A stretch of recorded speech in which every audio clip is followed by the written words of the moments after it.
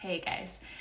Today I want to talk a little bit about the fear of success, of kind of limitations that we impose on ourselves to avoid success, and where that comes from sometimes. Now, everybody has a different life experience, right? Everybody has different things that they bring into their experience, they bring with them from what they've experienced in the past. So I'm not at all saying that this is necessarily the case for everyone, but I think that even if it's something that doesn't immediately ring true for you, it's definitely something that's worth exploring. So what I mean by a fear of success, or at least how it often manifests itself in copywriters especially, is that you get to a certain level of usually it's income, but certain number of clients, a certain level of income, and you just can't seem to break through. You notice yourself, you slow down on the pitching. You know that if you pitched a little bit more, you could break through that, but you just can't get yourself to do it. Or you start noticing little self-sabotaging things like you don't email clients back when you should, all kinds of things that you know better than to do, but for some reason you keep doing them. And often what that comes from is a fear of success, or you have reached the upper limits on what you think is possible for you, and as such, you self-sabotage yourself to keep yourself under that. If this is the limit, if say for example, mentally the limit is you're comfortable with making $5,000 a month. Anything more than that, it's like there's something not right there. So when you start to get close to that 5,000, or when you hit that 5,000, you start noticing yourself procrastinating when it comes to pitching, or like I said, not getting back to your clients soon enough, or just all kinds of things that again, you know better than. So there can be obviously a lot of different reasons why you might have that fear of success / those upper limit issues. And that upper limit issue, I think the person who coined it was Gay Hendricks in a book called The Big Leap. Definitely Big Leap. I think his name is Gay Hendricks. Definitely worth a read. It's a really great book, The Big Leap.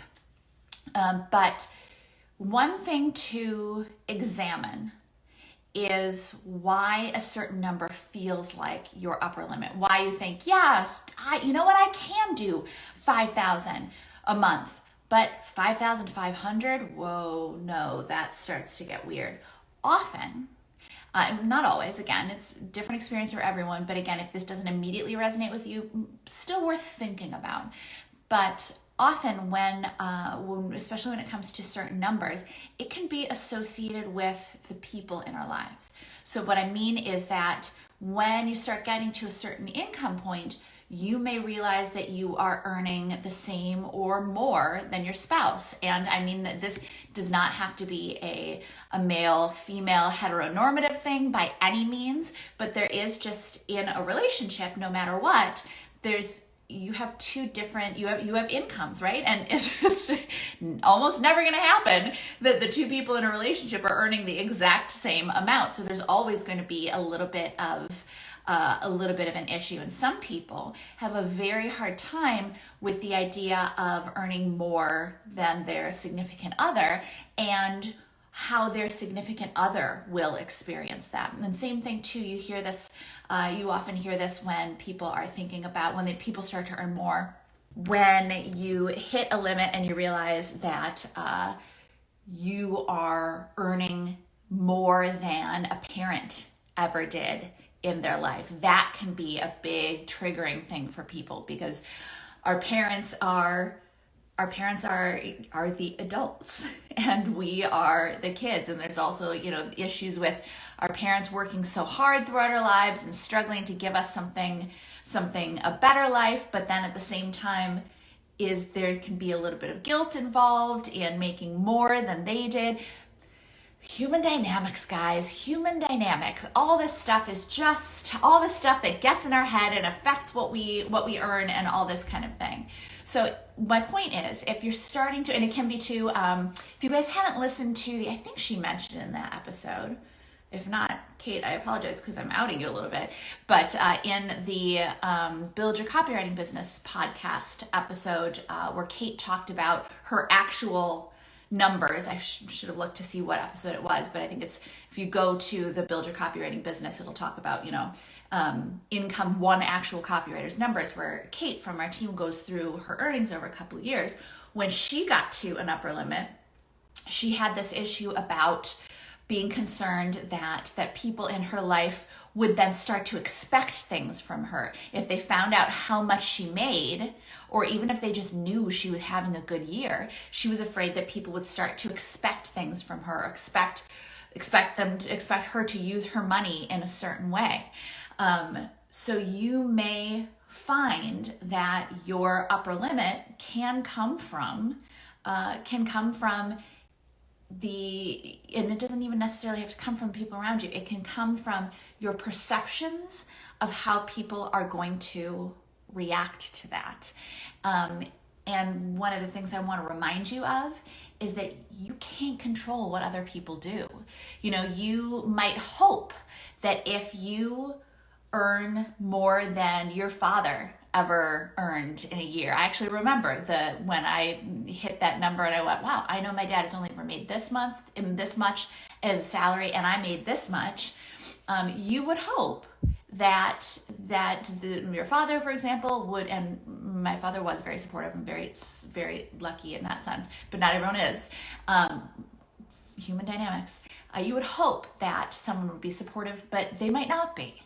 It might be threatening for someone, but you can't control how other people react to what you do. The only thing that you can control is being the best person that you can be and pursuing your goals and pursuing the things that matter to you. And if they can't handle that, if it's someone that is just always in your life, it's a parent, if it's a sibling, something like that, then that may mean that you just can't discuss career with them. It means that you can't discuss money with them. And yeah, that kind of sucks, but you don't ever want to, what is the term? Put your light under a bushel. I think that's it. But you don't want to dim your brilliance, dim your capabilities, dial down what you're capable of just to make other people feel more comfortable with themselves. When you really think about it that way, it's doing such a huge disservice to yourself, and it's not really doing them that much of a service. If you, someone they care about, being successful, if that triggers them, then they've got all kinds of stuff to work on, and you not triggering them in this one way is not going to fix all the stuff that's going on with them. So it may mean that you don't discuss income, you don't discuss careers with certain people, with friends, or with any of that. It may mean if it's friends, maybe you need to find other friends. Yeah, not saying you have to get rid of these friends, but maybe find additional friends. I mean, CCA students, you know that you have thousands of potential friends, but someone who can understand your ambition and understand how much it matters to you to work hard and to be successful at what you do. And when it comes to a significant other, first of all, a financial therapist, they have specific financial therapists. Couples therapy, amazing. Consider a financial therapist. If you really think it's going to be a big issue and you have a hard time conveying what you're feeling and hearing what they're feeling, maybe go to see a financial therapist. But at the very least, you owe it to your career and you owe it to your relationships to have an honest conversation about this is what my salary is going to be, this is what it could be next, or not salary, but this is what my income is going to be, could be salary, and this is what it may be next year. And I want to talk about how I feel about that. I want to talk about how you feel about it, and make it an open discussion. Because again, you might be assuming that people are going to have a problem with it, and they might not. Or if they do, the right the right answer to that is not to stop earning, right? The right answer to people feeling threatened or feeling uncomfortable or feeling like you've changed because you're earning more money than you have before, the right solution to that, or I should say maybe the best solution to that, is not to stop earning, right? Is not to keep yourself small so that other people feel more comfortable. That's never the right solution in any way, shape, or form, to limit yourself so that other people can feel okay. You deserve to have as big and bold of a life as you possibly can, and as big and bold of a life as you want.